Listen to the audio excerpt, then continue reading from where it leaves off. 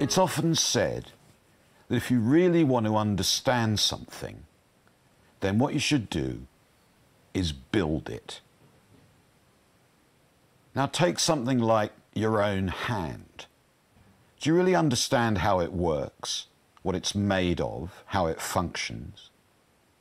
Well, one way to find out would be to make a machine that behaves just like that. For a very long time, that was an impossible dream. The idea that there could be machines that could behave exactly like our own bodies seemed entirely out of reach.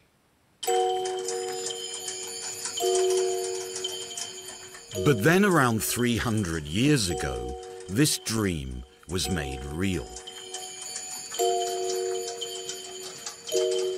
This is an automaton, a self-moving machine that simulates the actions of a living being. This elegant young artist first went on show in France in the 1770s. In those days, Europe was full of automata like these.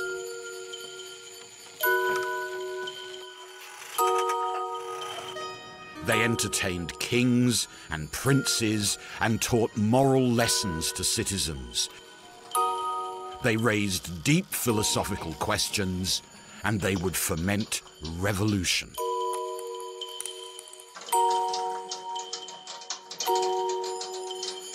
Automata were masterpieces of art and engineering. Forgotten wonders of an extraordinary age. This film is their story.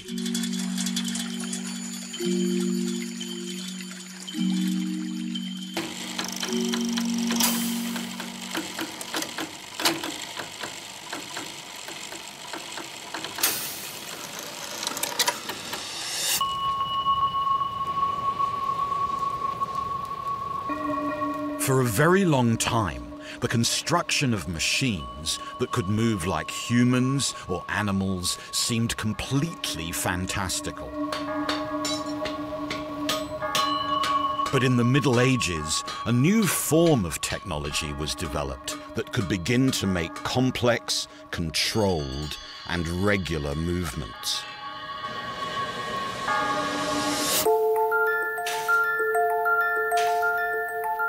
This technology was mechanical clockwork, and it would be used in some of the very earliest automata.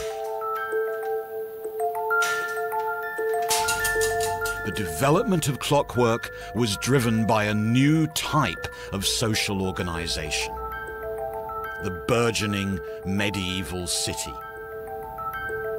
For medieval city-states, clockwork offered a vital tool to help govern their population.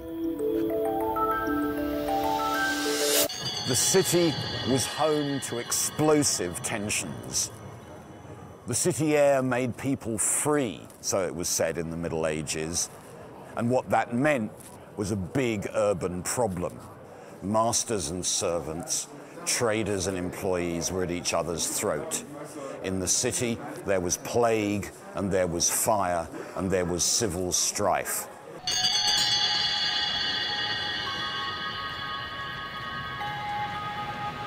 The aim was to find a technique that could turn the city into a place of good order and of ideal government.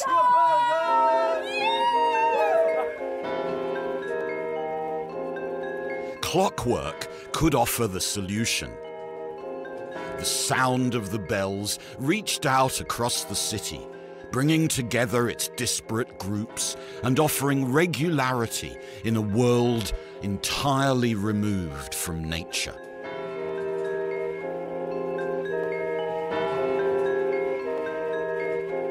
Cities soon began building spectacular clocks to showcase their power. And these clocks would become home to some of the earliest automata.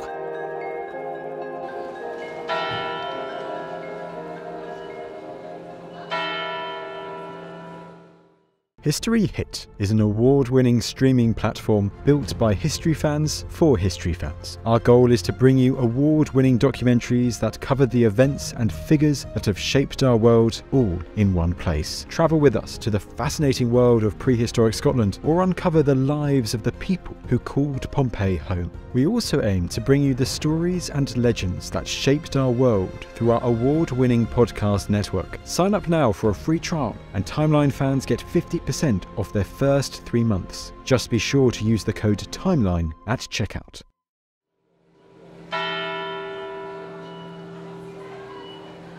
This is the Zeitglocke, a German word that means time bell.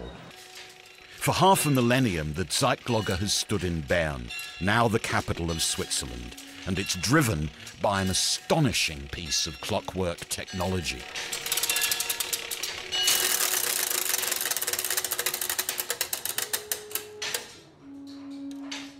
This is the machine at the heart of the Zeitglocke. Its beat, its to and fro movement, is the beat that drives the time system of the city. These complex gears, coiled ropes, and moving weights are a system designed more than 500 years ago, and they're still working perfectly.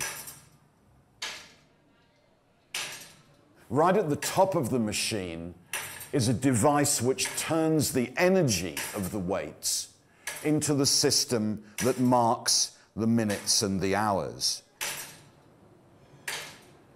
Almost as soon as such devices were built, their fluttering, their oscillation, their regular movement was compared with the movement of the human body. The analogy between clockwork and the body inspired the engineers of the Zeitglocke to experiment, to combine clocks with art, with sculpture, and with design. Clockwork could now be used to bring machines to life.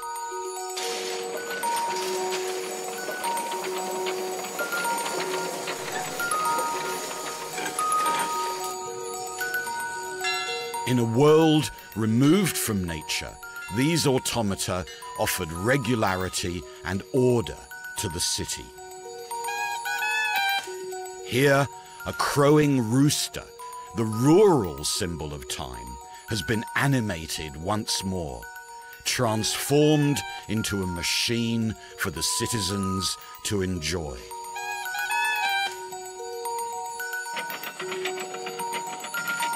The Zeitglocke and its theatre of machines was a vision of the world that the city dwellers had left behind.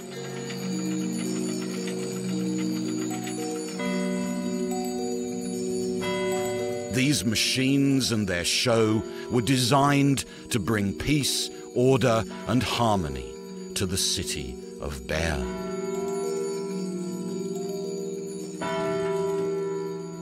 The great mechanical clocks of the medieval European towns were intensely public structures. From Bern across the whole of Europe, the clocks of the cities taught their citizens lessons in morality and virtue. But all that was soon to change, and to change really dramatically.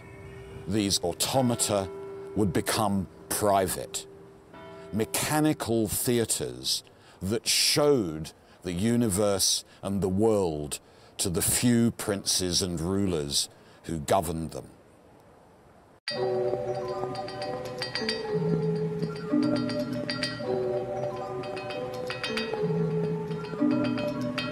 One of the largest and most spectacular of these new private automata was built in the 1740s in the rich and prosperous town of Salzburg in Austria. It would be created especially for the Hellbrunn Palace, a fabulously extravagant summer retreat designed to satisfy the private pleasures of the ruling classes. This was a place of lavish excess, its gardens filled with strange devices designed to entertain and titillate. But one machine surpassed them all in scale, ambition, and technical sophistication. An automaton in the form of an entire working city.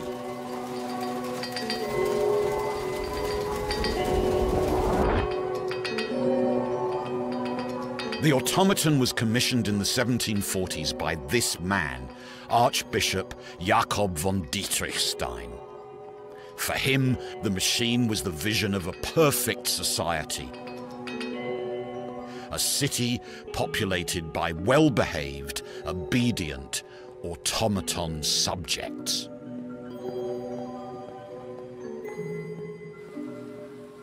The magnificent mechanical theatre. Imagine that you were a member of the privileged audience here, invited by the prince to see this extraordinary automaton, this amazing spectacle. What you're looking at is a harmonious, orderly, and entertaining vision of the way the city works, or rather, the way the city should work.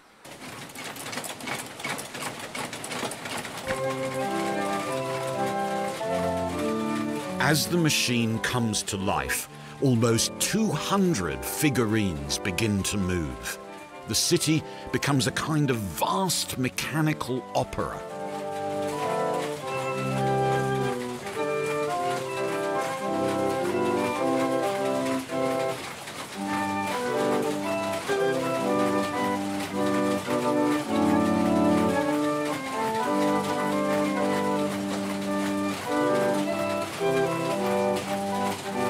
Beneath, water pressure turns a wheel that is connected via a series of gears to the entire machine. Here, this metalwork acts like a set of instructions, guiding each of the figures to perform their actions at different intervals.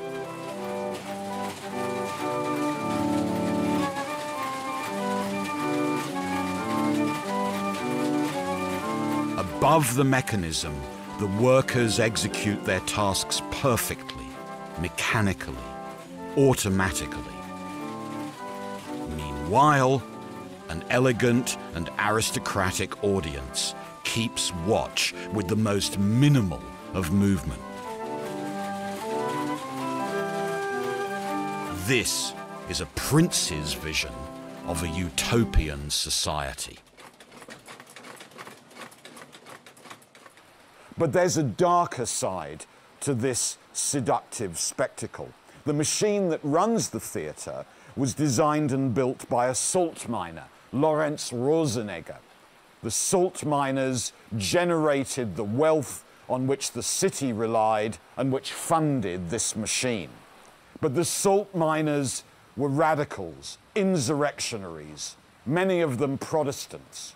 A decade before this theatre was built, almost all the Protestants in Salzburg had been expelled by the order of its ruler. Rosenegger indeed conducted the work on this theatre under armed guard to keep him at his job.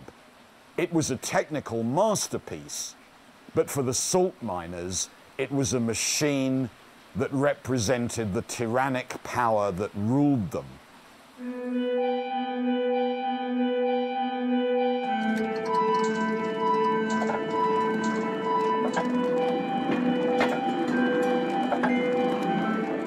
The Hellbrunn Mechanical Theatre perfectly encapsulates the contradiction at the heart of all 18th century automata.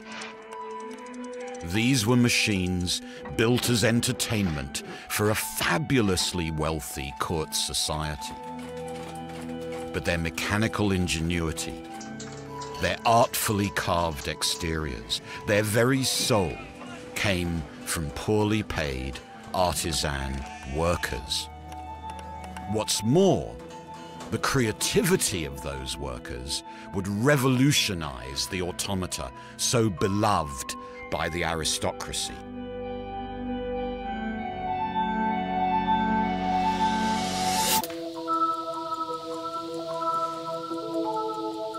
In the 18th century, artisans in the workshops of Europe began developing ingenious ways with which to miniaturize the components of clocks and watches.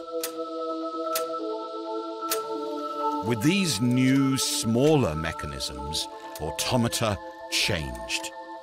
They no longer had to be rooted to the spot.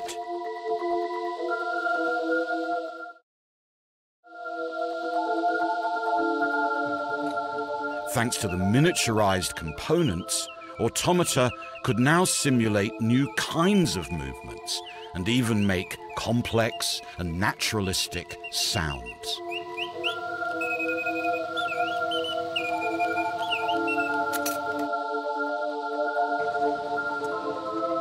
To see how some of these amazing feats of miniaturization were achieved, I've come to meet Jonathan Betts, Senior Curator of Horology at the Royal Observatory in Greenwich.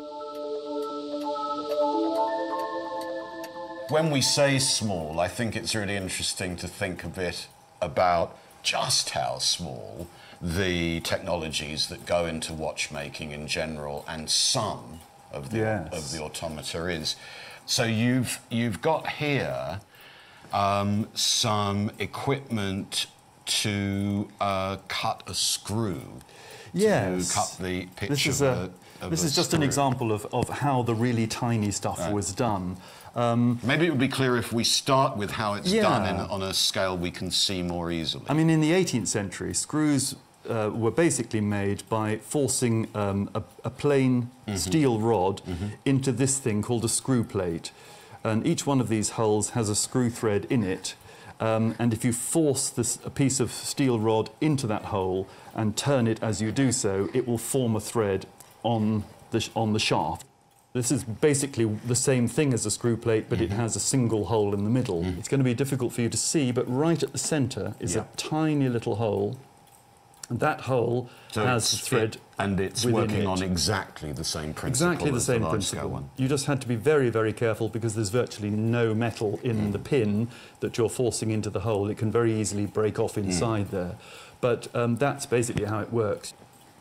And an example here of the kind of tiny screw, this is from a small watch balance. And if I just place it there, you can see on the scale of 1 penny just how tiny it is.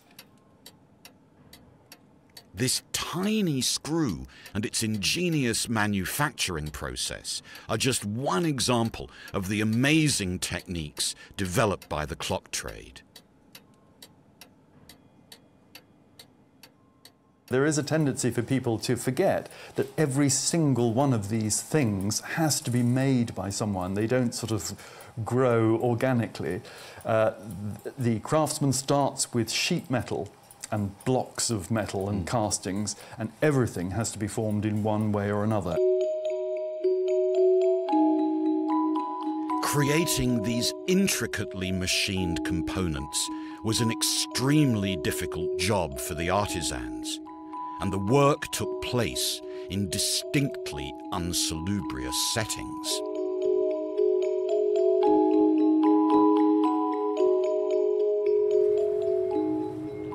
Automata may have been put on show in palaces and courts and elegant gardens, but they relied completely on the extremely skilled work of badly paid and ingenious artisans, men and women of the clock trades. These trades centered on the working class districts of the great European cities.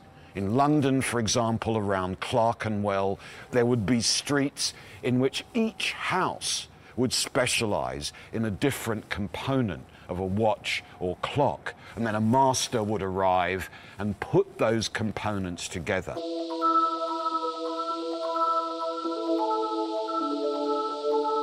The distributed and coordinated labor of a vast artisan workforce was essential to making clocks and automata. but life as an artisan in the clock trade was tough. In places like this, gathered round a table would be half a dozen workers devoted entirely to one specific task of the trade. They'd be preparing the spring drives that were the source of energy for each clock. They'd be cutting a gear of exquisite tininess inside the watchwork itself.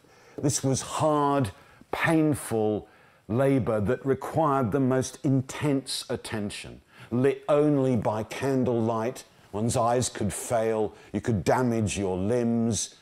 And yet, while this was challenging and difficult work, it was also innovative. It was here that new tools, new machines, new kinds of designs were constantly being developed.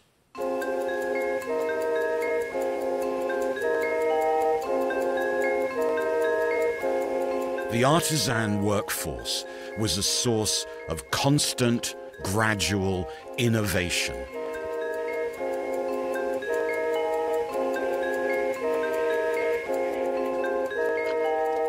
What had once needed an entire clock tower could now be made to fit snugly into the palm of one hand.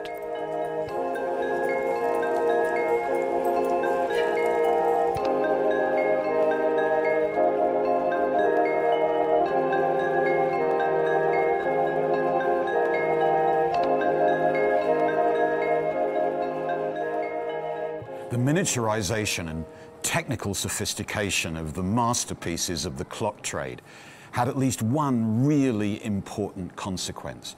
These clocks were able to stay stable and working and vital against changes in their environment.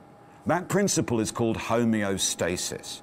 It means that however the environment changes, temperature, pressure, the bumps and knocks of everyday life, these machines will keep on going reliably and regularly. Now, homeostasis is so important that for some scientists, that was the definition of life itself. And so with these techniques provided by the clock trades, a huge breakthrough was possible in the design of automata.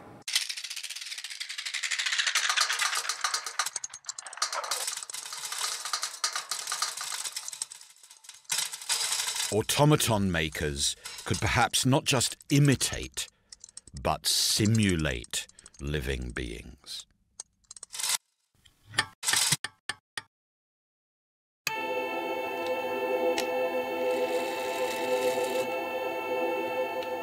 One man in particular began to pioneer the simulation of living things. His name was Jacques de Vaucanson, and he succeeded in building some of the most beautiful and complex clockwork beings of the era. Vaucanson was convinced that there was no significant difference between humans and machines. He spent his nights attending anatomy classes, studying in extreme and gory detail the way the body worked.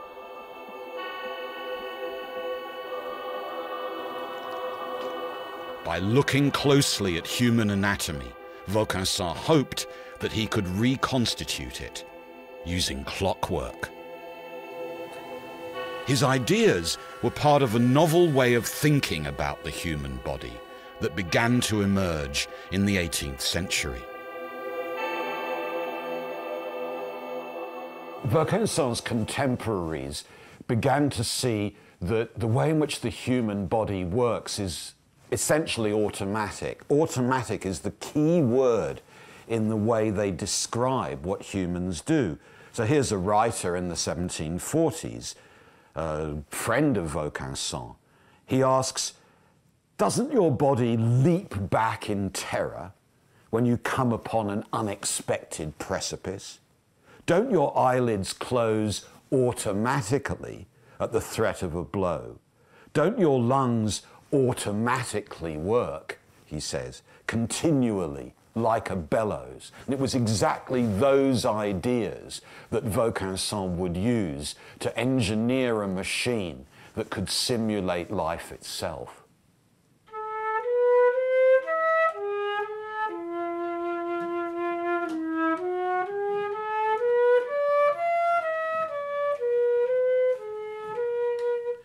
By studying the activity of flute playing in great detail, Vaucanson was able to build a device that actually played the flute.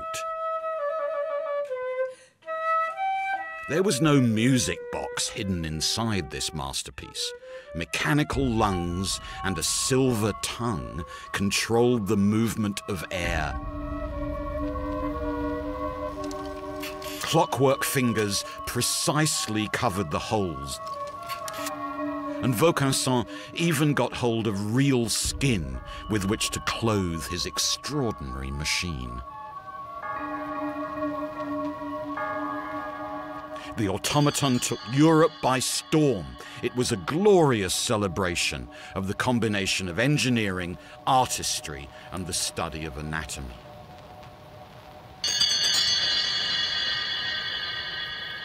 Unfortunately, Vaucanson's flute player does not survive. What made such a splash in the 18th century disappeared somewhere in Eastern Europe in the 19th century, and its whereabouts, or indeed its survival, are now completely unknown. But at the time, this machine inspired a whole generation to ask about whether there's any difference at all between mere machines and living beings.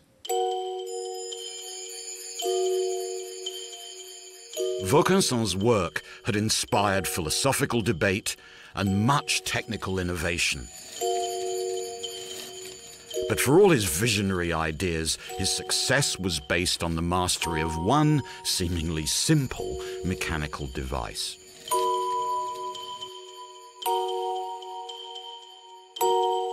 A circularly shaped piece of metal known as a cam.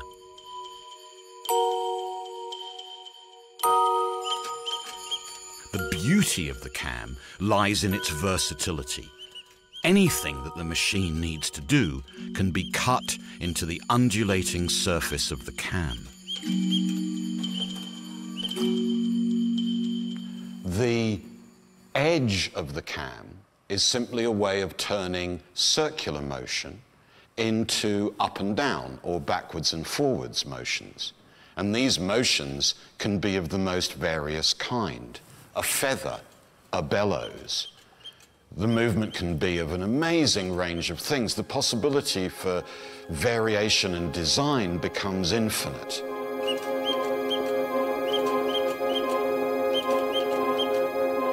Cams function as a kind of mechanical memory for a machine. The more detailed and intricate the edge of the cam, the more complex the actions it can store.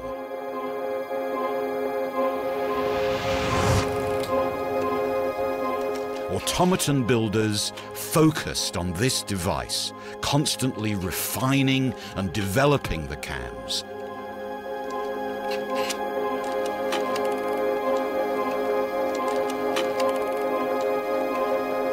Devices would be built that contained whole stacks of miniaturized cams.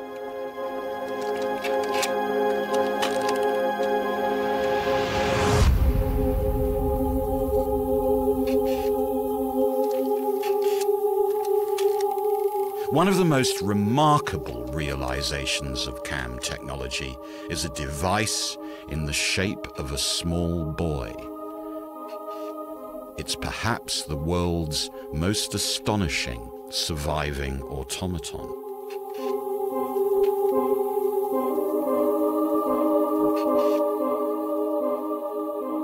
What's on this card is a piece of writing made by a 240-year-old machine.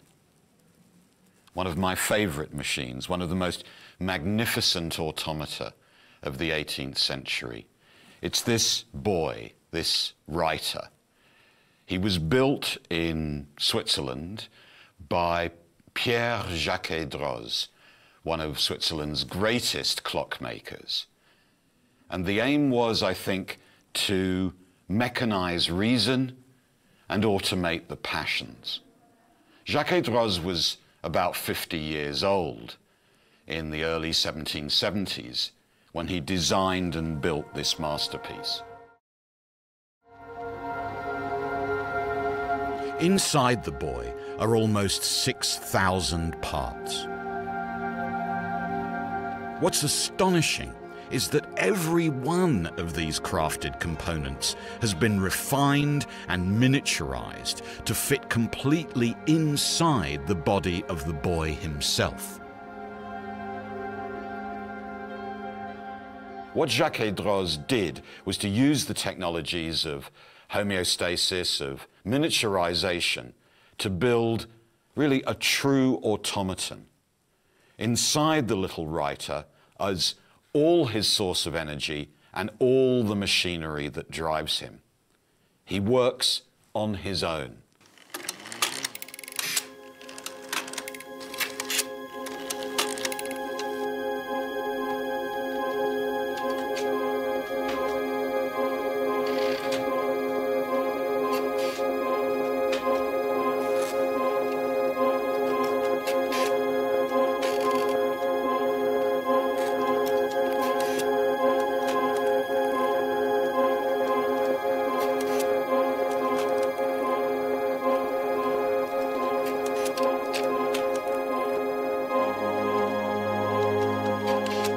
At his core is a great stack of cams.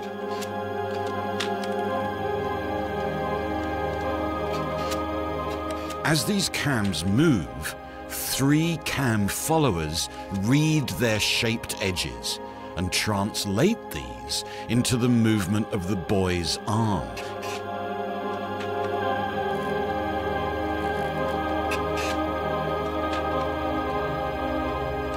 Working together, the cams control every stroke of the quill pen and exactly how much pressure is applied to the paper, so as to achieve beautiful, elegant, and fluid writing.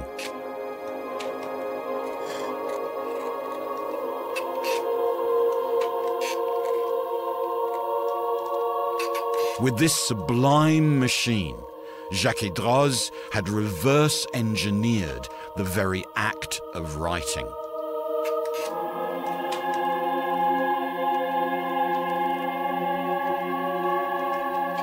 But the mechanical boy contained one perhaps even more astonishing feature. The wheel that controlled the cams was made up of letters that could be removed and then replaced and reordered. These allowed the writer, in principle, to make any word and any sentence. In other words, it allowed the writer to be programmed.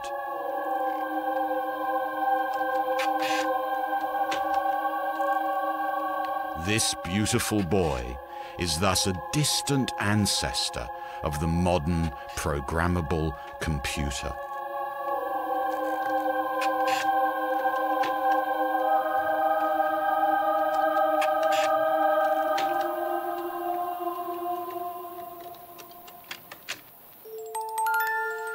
The writer was one of the most technologically advanced objects of the 18th century, but it was also one of the most socially exclusive. Like many other automata of the age, it was a private spectacle, only to be seen by the very privileged few. But that was soon to change. At the end of the 1700s, the playthings of the aristocracy would be turned against their patrons in the most dramatic way imaginable.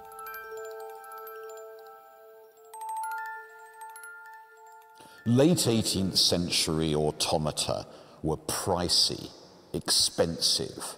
They were for posh people, for well-heeled gentry, for aristocrats, courtiers, monarchs.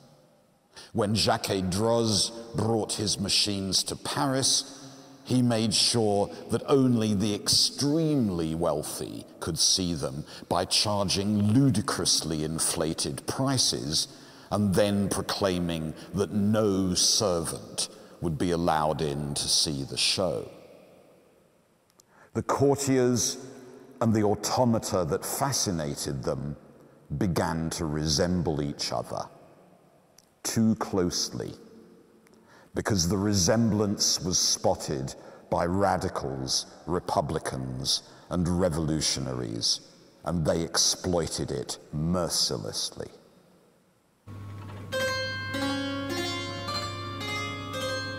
A science fiction novel written in the 1770s to attack the aristocratic regime described courtiers as bodies without souls, covered in lace.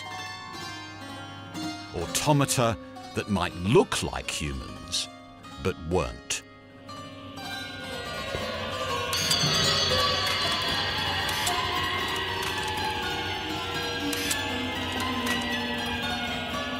Radical pamphleteers pointed out that while it was easy to be an automaton, like the king, it was very hard to build one, like the artisans. Craftsmen were surely nobler than royalty.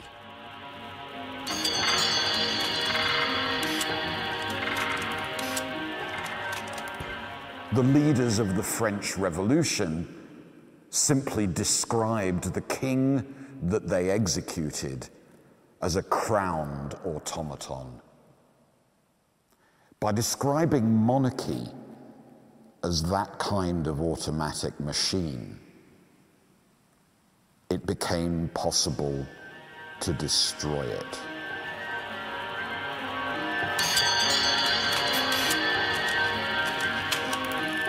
The machinery of life and death helped inspire the protagonists of the French Revolution.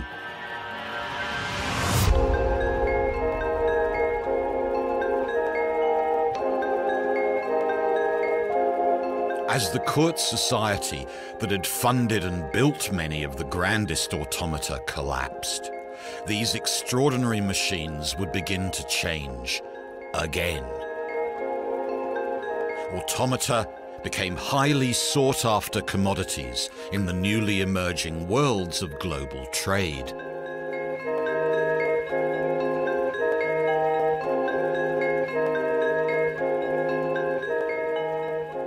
The late 18th century was a period of dramatic crisis. European society, economics, politics were completely transformed. The old world of court society, with its princes and its prelates, gave way to a new, expansive world of international trade and global networks. Into the European sphere erupted new kinds of peoples, aliens, exotic, foreign. And European machinery changed too. The automata would soon take on the appearance of these strangers. Automata would become foreign and exotic beings.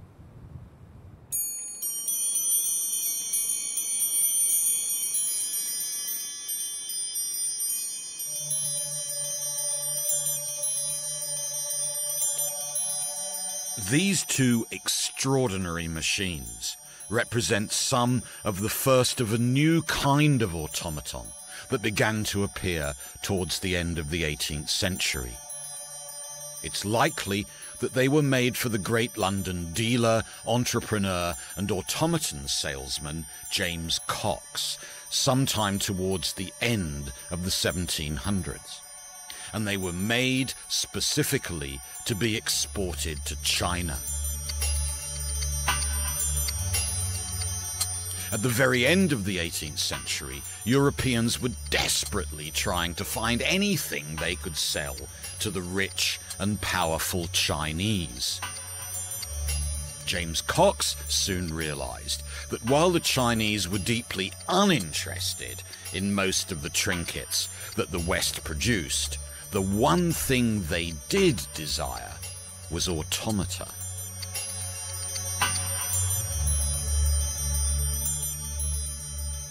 Cox's ambition was to use his automaton business to reverse the appalling trade imbalances between China and Europe. The point was that China made goods Europeans lusted after, tea and porcelain and silk. And the Chinese didn't seem to want anything that Europe produced. And this was the exception. Cox openly boasted in London that by manufacturing and then exporting clocks like these, he could make, as he put it, Asian luxury serve the arts of Europe and at last win cash for the really cash-strapped European trades. With the Chinese buying up automata in large quantities, London workshops and showrooms expanded and flourished. As money poured in from the East, lavish exhibitions attended by fashionable London residents were held to help promote and sell these new and highly exclusive commodities.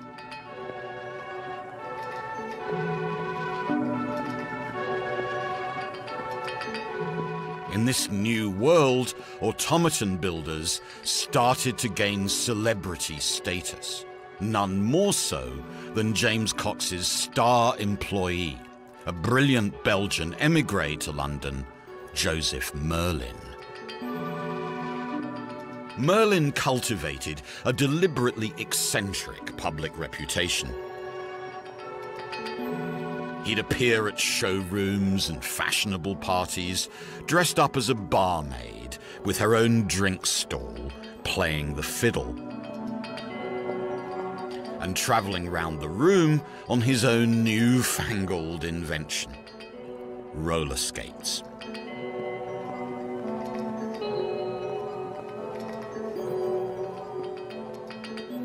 Everything Merlin did was news, and what happened to him became meat for gossip columnists. Sometimes things didn't go entirely smoothly. He was at a party in Soho, and of course he turned up with his roller skates, playing his violin, passing drinks round the room. And I've got here a report of what happened next, written by a journalist at the time. Having no means of retarding his velocity, or commanding his direction, we're told, Mr. Merlin impelled himself against a mirror of more than £500 value and dashed it to atoms and broke his violin to pieces and wounded himself most severely. But although Merlin may not have been brilliant as a roller skater, he was unparalleled as a designer of automata, and these machines would astonish the late 18th century public.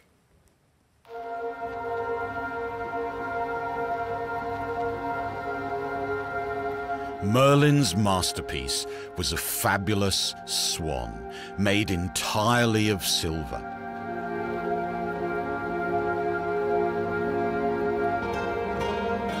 It's one of the most revered automata of the age, and it features both ingenious clockwork engineering and visionary artistic flourishes.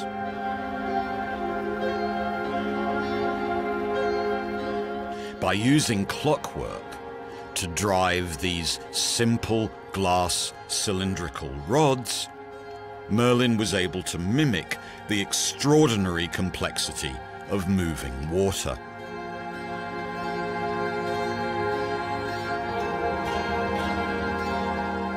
As the light catches the twisted and imperfect surface of the rods, it creates the unmistakable reflection of water on the underside of the swan.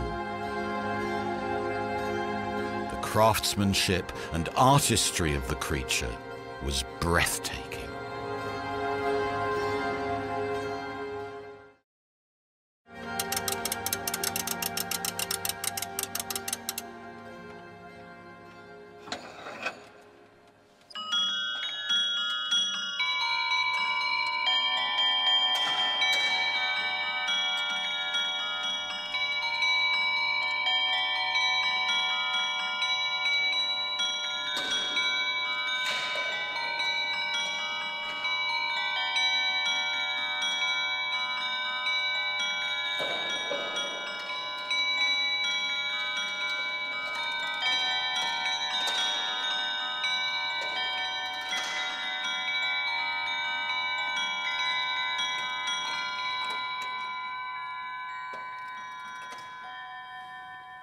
a mechanical marvel.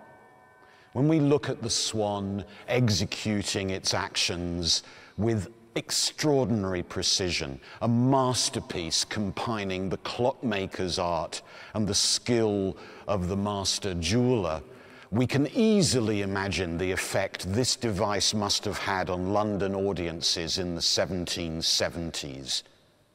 It made Merlin's reputation as the social celebrity he'd always wanted to be. Celebrity culture at the time flocked to see this device, to gawp in amazement at this triumph of beauty and of technical skill. The success of devices like the Swan and the celebrity of their makers established a huge audience for automata. And as the market expanded, new builders emerged, creating ever more ingenious ways to wow the public. The most eminent of these was Wolfgang von Kempelen, a man whose mechanical ability seemed to many almost supernatural. Von Kempelen became famous for creating a device far in advance of any machine that had ever been built.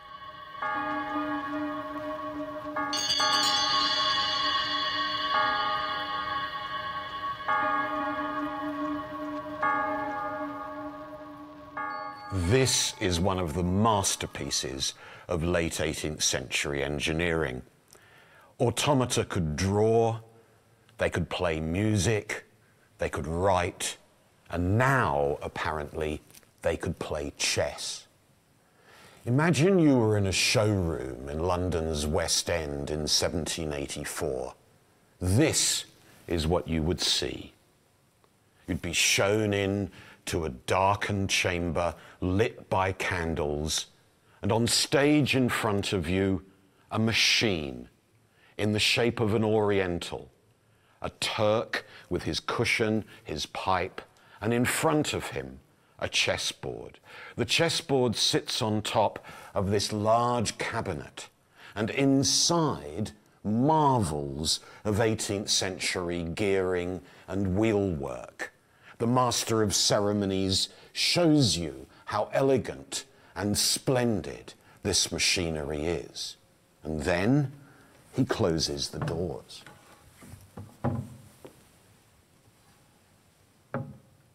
The machine has to be wound up.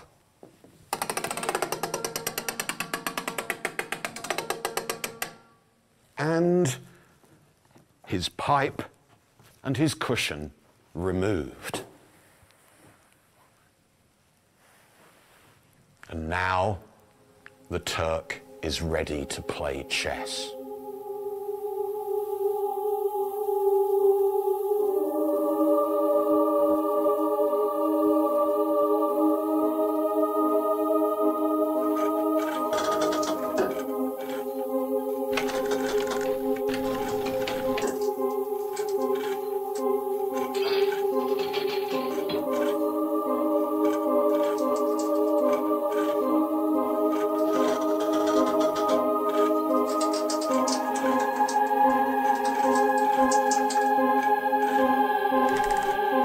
Clockwork seemed to be mimicking human reason. One of the great hopes of the age had finally been realized. At last, the mind could be simulated by clockwork engineering.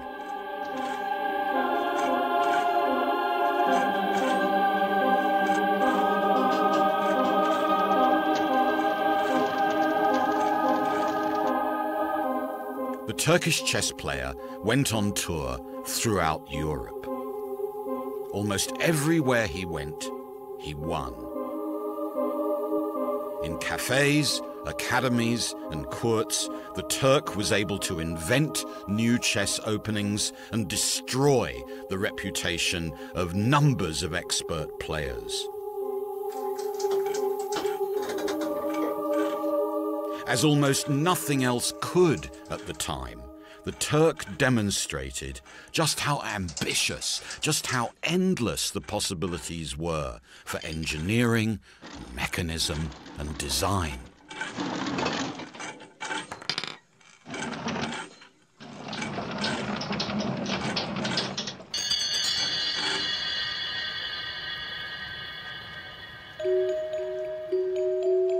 But this amazing machine would do much more than merely entertain. It would inspire one of the most important inventions of the Industrial Revolution.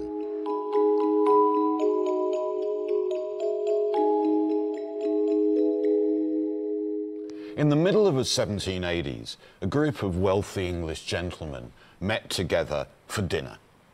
And at their dinner party, they discussed one of the really major problems of the British textile trades.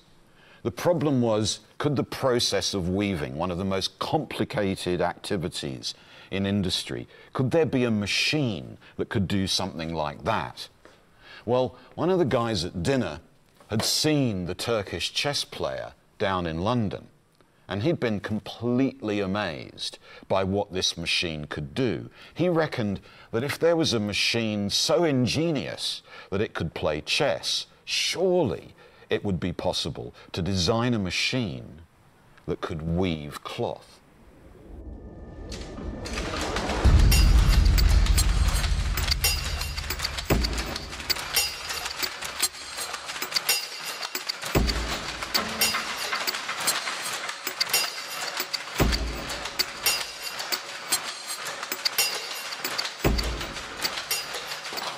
These are mechanical power looms. What used to be done by hand, weaving, is now done by automatic machinery. The men who first designed machines like this had been inspired by the Turkish chess player. And I don't think it's too fanciful to see in the components of this mechanical animal things that absolutely resemble the moving components of the Turk. The picking arm that throws the shuttle backwards and forwards really does look like the mechanical arm the Turk uses to move pieces across the chessboard.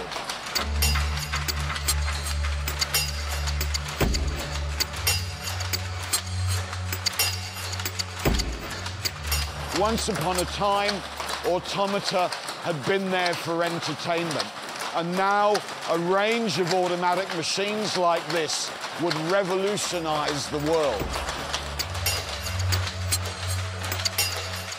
The Turkish chess player had helped inspire the mechanization of weaving and the transformation of industry.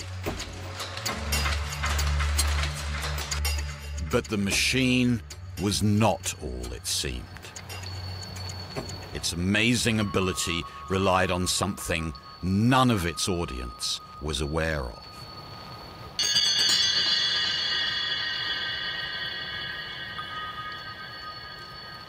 In the end, the Turk's secret was revealed. As you can see, I'm sitting here inside the Turk.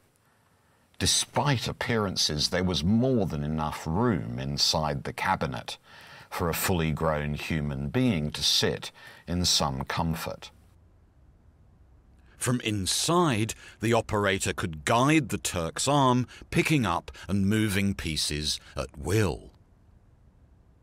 And they could follow the course of the game by looking up from underneath at the chessboard on top of the cabinet. So the Turk was an experiment about confidence.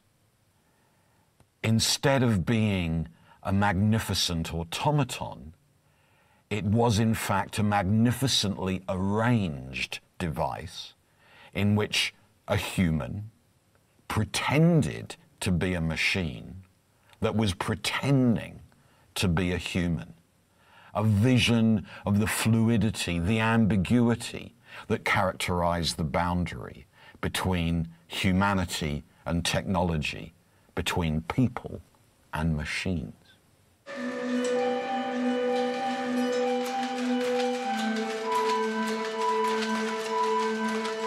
Now that machines of industry could really do what humans did, the mechanical marvels of the industrial age began to make vast swathes of artisans and craftsmen redundant.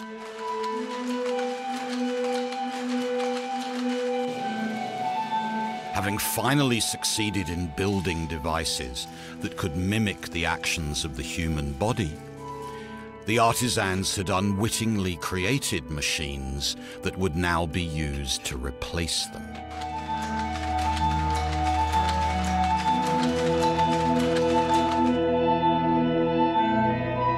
But the story of Automata does not end here. This is the Draftsman. It is a stunning example of what is perhaps Automata's greatest legacy: the ability to store memory and then reactivate it at will. All the information to recreate this intricate picture is held in a complex stack of cams that guides the movements of the pencil. This idea of storing information in the changing surface of a disk would, amongst other things, inspire the birth of the technology of recorded sound.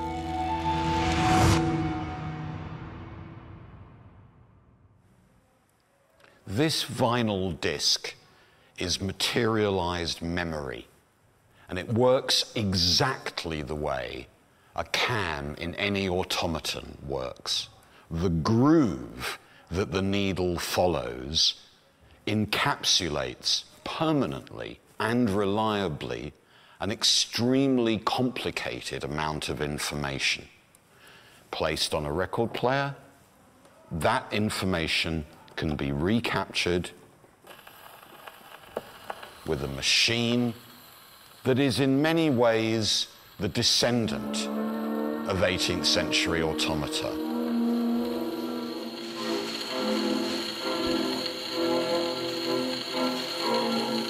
Recording technology doesn't just capture sound, it also tries to bring it back to life.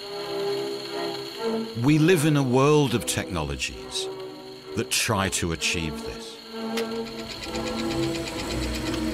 In cinema, we have a machine that captures the light and then brings it back to life. We think these are new technologies, but the story of Automata shows just how old they are. Automata are machines that allow us to experience again the movements of a world we thought we'd lost.